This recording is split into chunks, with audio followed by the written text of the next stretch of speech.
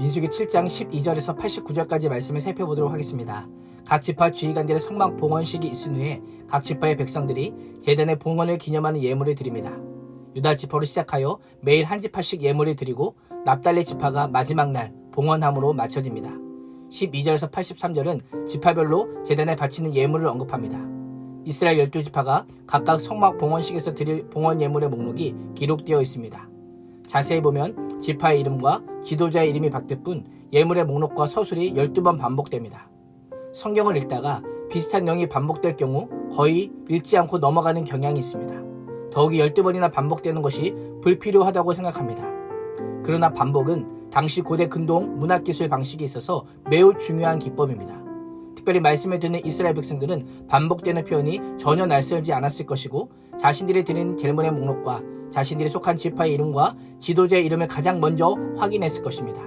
마치 예전에 대학 합격자 대제보에 적힌 이름이 상관없는 자에게는 그냥 쭉 나열된 이름이지만 합격을 기다리는 사람에게는 간절히 찾는 이름인 것과 같은 이치입니다. 12지파 이름을 언급하는 중요한 의도는 공동체를 세워가는 일에는 어느 지파도 소외되거나 예외일 수가 없다는 것입니다. 모두가 약속이나 한 것처럼 모든 지파가 동일하게 제물을 가지고 와서 일정량의 제물을 드립니다. 힘있고 규모가 큰 지파라고 해서 더 큰 영향을 행사하는 것이 아니라 동일한 권리와 의무를 가짐을 알려주고 있습니다. 하나님께 드릴 것이 없을 만큼 은혜를 받지 못한 사람은 아무도 없습니다. 하나님께 예물을 드릴 때마다 하나님에 대한 감사와 찬양의 마음을 확인해야만 합니다. 어떤 마음의 태도로 예물을 드리십니까? 인색하거나 자랑함이 아니라 감사함으로 드려야 합니다. 하나님께서는 예물이 필요하기 때문에 바치라고 하시지 않습니다. 오히려 예물을 통해 우리의 마음과 생각과 삶의 중심이 어디에 있는지 우리 자신의 현 주소를 알게 하시기 위해 드릴 것을 명령합니다. 또한 각 지파의 이름을 언급함을 통해 오늘날 모든 성도가 하나님의 교회를 위해 정기적으로 헌금해야 함을 우리에게 알려줍니다. 교회가 교회로서의 사명과 직무를 감당함에 있어서 어느 특정한 사람이나 공동체의 헌신이 독점되어서는 안 되며 그로 인해 특정한 사람들이 더 많은 특권과 권한을 누려서는 안 됨을 알려줍니다. 어떤 경우에는 헌금 액수의 크고 작음이 비교가 되고 교회 내에 경쟁이 되기도 하고 심지어는 권력과 힘의 불균형을 가져오기도 합니다. 교회를 세워가는 것에 누구도 소외되거나 예외일 수 없지만 그렇다고 부를 자랑해서도 안 되고 가난하다고 인색해서도 안 되는 것입니다.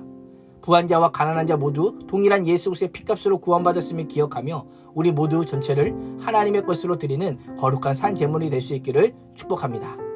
84절에서 89절은 바쳐진 예물의 총계에 대해 언급합니다. 애굽에서 노예로 있던 이스라엘 백성들이 어디서 은쟁반과 금그릇을 얻을 수 있었을까요? 자신들의 수고와 노력으로 얻은 것이 하나도 없습니다. 출애굽할 때 애굽 사람들이 스스로 이스라엘 백성들에게 주었습니다. 하나님께서 애굽 사람들에게 내린 재앙으로 인해 자진하여 은과 금과 폐물을 이스라엘 백성들에게 주도록 하나님께서 역사하신 것입니다. 이스라엘 백성들이 예물을 드린 것도 자신의 것이 아니었습니다. 모두 하나님의 은혜로 얻은 것이요 하나님께서 주신 것입니다. 그래서 이스라엘 백성들이 드린 제물의 양은 하나님께 대한 감사와 찬양과 비례하였습니다. 하나님의 은혜에 감격하여 성소의 봉헌을 위해 백성들이 하나님 앞에 드린 예물은 매우 풍성하였습니다. 각 지파마다 아끼지 않고 힘에 넘치게 하나님께 드렸던 것입니다.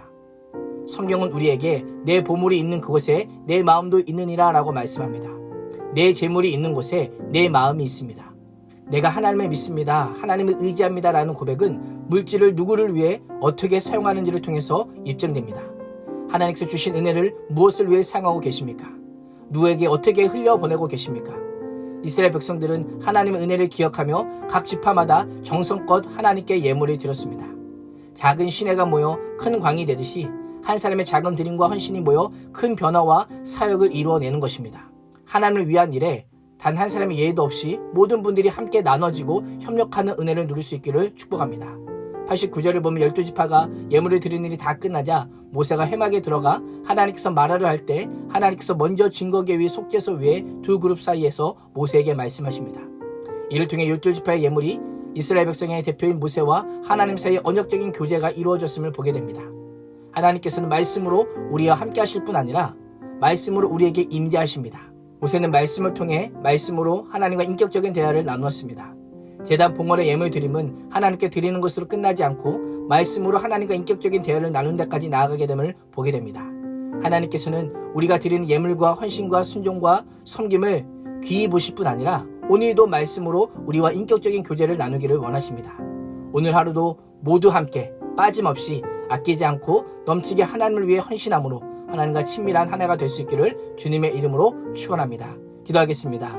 하나님, 모든 지파가 모두 똑같이 힘껏 풍성하게 드리는 모습을 통해 함께 지어져가는 한몸된 교회 공동체의 아름다운 모습을 보게 해주심에 감사합니다. 오늘도 주님의 교회와 하나님의 일을 위해 짐을 나눠지며 서로 협력하는 성도가 되게 하사 충만한 은혜가 차고 넘치게 하여 주옵소서. 예수님의 이름으로 기도합니다. 아멘.